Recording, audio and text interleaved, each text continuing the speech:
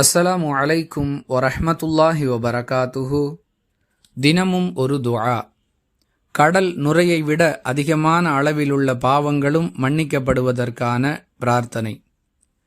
அன்பிற்குரிய சகோதர சகோதரிகளே, மனிதர்கள் அனைவரும் பாவம் செய்யக்கூடிய இயல்புள்ளவர்கள் என்ற கருத்தில் அமைந்த நபிமொழி பலமுறை நமக்கு சொல்லப்பட்டிருக்கிறது.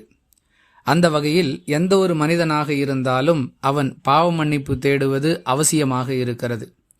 ஒரு மனிதருடைய சிறு பாவங்கள் கடல் நுரையை விட அதிகமான அளவில் இருந்தாலும் அவர் அதற்கான மன்னிப்பை அல்லாஹ்விடம் பெற்றுக்கொள்வதற்கான வழிகாட்டுதலை ரசூலுல்லாஹி ஸல்லல்லாஹு அலைஹி வஸல்லம் அவர்கள் வழங்கியிருக்கிறார்கள்.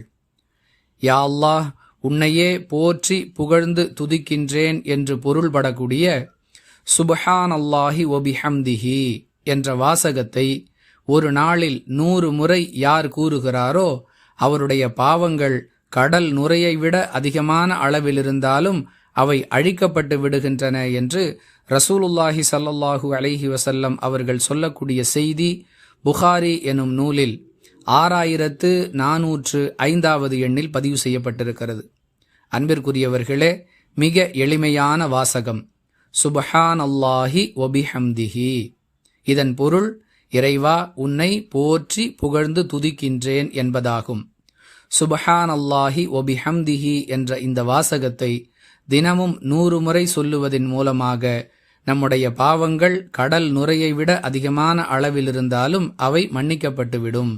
அன்பானவர்களே, எங்கெல்லாம் பாவங்கள் அழிக்கப்படும், பாவங்கள் மன்னிக்கப்படும் என்ற வாசகம் சொல்லப்படுகிறதோ அவை அனைத்தும் சிறு பாவங்களை குறிக்கக்கூடியவைகளாகும்.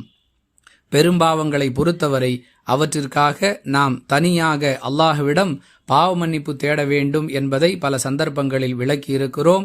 எனவே இந்த பிரார்த்தனைகளின் மூலமாக அழிக்கப்படக்கூடிய அனைத்துமே சிறு பாவங்கள் என்பதை நினைவுபடுத்திக் கொள்வோம். மீண்டும் அந்த வாசகத்தை ஒரு முறை கூறுகிறேன். சுப்ஹானல்லாஹி வபிஹம்திஹி. மனனம் செய்து பயன் பெறுவோம். வாஹிரு தஅவானா அனில் ஹம்துலில்லாஹி ரப்பில் ஆலமீன். அஸ்ஸலாமு அலைக்கும் வரஹ்மத்துல்லாஹி வபரகாத்துஹு.